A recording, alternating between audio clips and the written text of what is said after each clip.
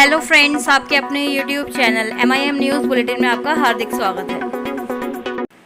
STD अभ्यर्थियों द्वारा जब 23 जुलाई 2021 को पटना में महाआंदोलन किया गया था तो CPI ML के MLA संदीप सौरभ अभ्यर्थियों के समर्थन में आए थे और उन्होंने अभ्यर्थियों को यह आश्वासन भी दिया था कि वह विधानसभा के मॉनसून सत्र में उनकी आवाज़ उठाएंगे एवं सरकार से सवाल पूछेंगे कि वे 7वें चरण की बहाली कब शुरू कर रही है।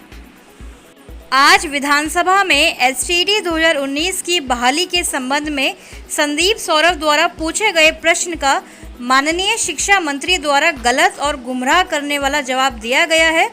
हालांकि सदन में इस पर बहस नहीं हो पाई। संदीप सौरभ ने कहा है कि सरकार के गलत जवाब का भी जवाब जरूर दिया जाएगा, वह भी सबूत के साथ। तो कमेंट में आप अपने तर्क और सबूत दे सकते हैं। आइए देखते हैं माननीय श्री संदीप सौरभ द्वारा शिक्षा मंत्री से क्या प्रश्न पूछे गए थे एवं उनका क्या उत्तर शिक्षा मंत्री विजय कुमार चौधरी द्वारा दिया गया।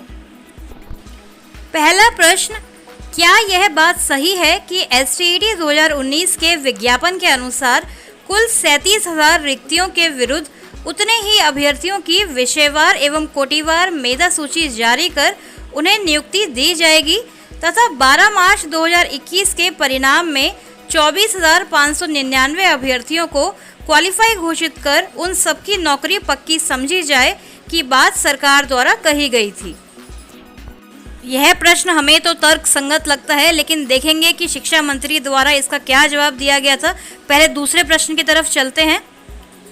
क्या यह बात सही है कि 21 जून 2021 को जारी 24,599 अभ्यर्थियों की मेधा सूची में गड़बड़ियां हुई तथा सरकार नियुक्ति की बजाय नियोजन की प्रक्रिया अपना रही है, जो संविधान के आर्टिकल 14 व 16 का उल्लंघन कर मूल विज्ञापन में बदलाव करने की कोशिश की जा रही है।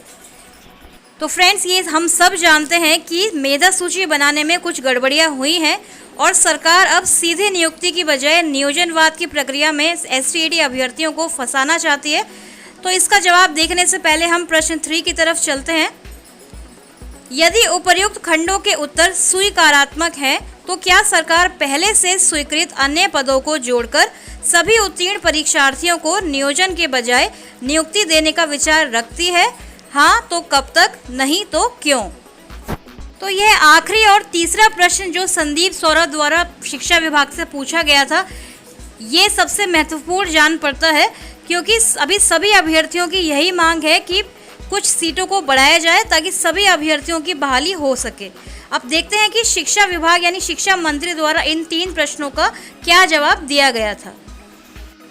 पहले प्रश्न जिसमें 24,599 अभ्यर्थियों की नौकरी पक्की वाली बात पूछी गई थी, उसके जवाब में शिक्षा मंत्री ने कहा कि वस्तु स्थिति यह है कि STD 2019 के आयोजन के संदर्भ में बिहार विद्यालय परीक्षा समिति द्वारा विज्ञप्ति संख्या PR 373/2019 एवं PR 389/2019 द्वारा 15 विषयों के लिए कुल 37,440 रिक्ति विज्ञापित हैं। संदर्भित विज्ञापनों में यह उल्लेख नहीं था कि उत्तीर्ण अभ्यर्थियों को नियुक्ति दी जाएगी। दिनांक 12 मार्च 2021 को 12 विषयों का परीक्षाफल प्रकाशित किया गया, जिसमें 69,581 अभ्यर्थी क्वालिफाई घोषित हुए। तो फ्रेंड्स, शिक्षा मंत्री द्वारा दिए गए पहले प्रश्न का जवाब बिल्कुल ही तर्कहीन एवं गुमराह करने वाला प्रतीत होता है, क्योंकि यह बात सही है कि विज्ञापन में यह उल्लेख नहीं था कि उत्तीर्ण अभ्यर्थियों की नियुक्ति की जाएगी, लेकिन यह जरूर उल्लेख था कि कुल पदों के बराबर ही अभ्यर्थियों की मेधा सूची तैयार की जाएगी। और स्वयं शिक्षा मंत्री द्वारा जब 12 मार्च 2021 को STD रिजल्ट जारी किया गया था, तो उसमें क्वालिफाई हुए अभ्यर्थियों की संख्या 24,599 बताई गई थी, जो कि अब शिक्षा मंत्री द्वारा 69,581 कही जा रही है। तमाम अखबारों ने भी इस खबर को प्रकाशित किया था कि STD पेपर 1 में 16,067 अभ्यर्थी सफल हुए हैं एवं पेपर 2 में 8,531 अभ्यर्थी सफल हुए। तो सफल अभ्यर्थियों की कुल संख्या 24,599 ही बताई गई थी। और उन सभी 24,599 अभ्यर्थियों की नौकरी पक्की का वादा स्वयं शिक्षा मंत्री ने किया था। लेकिन आज विधानसभा में उन्होंने कहा कि 12 मार्च 2021 को 69,581 अभ्यर्थी क्वालिफाई हुए थे। तो ये आंकड़ा इतना बदल कैसे गया, ये तो स्वयं शिक्षा मंत्री ही बता सकते हैं। प्रश्न 2, जिसमें पूछा गया था कि मेधा सूची में गड़बड़ियां हुई हैं, उसके जवाब में शिक्षा मंत्री ने कहा कि दिनांक 21/6/2021 को शेष 3 विषयों के परीक्षाफल के साथ सभी 15 विषयों की मेधा सूची प्रकाशित की गई और इस परीक्षाफल में किसी प्रकार की गड़बड़ी नहीं हुई है। लेकिन फ्रेंड्स, ये सभी एसटीईटी अभ्यर्थी जानते हैं कि मेधा सूची में कितनी गड़बड़ियां सामने आई थी। सबसे पहले तो मेरिट और नॉट इन मेरिट लिस्ट वाले ही मुद्दे को ले लीजिए। लेकिन फ्रेंड्स, ये सभी एसटीईटी अभ्यर्थी जानते हैं कि मेधा सूची बनाने में सरकार की तरफ से, शिक्षा विभाग की तरफ से कुछ त्रुटियां, कुछ गड़बड़ियां की गई थी।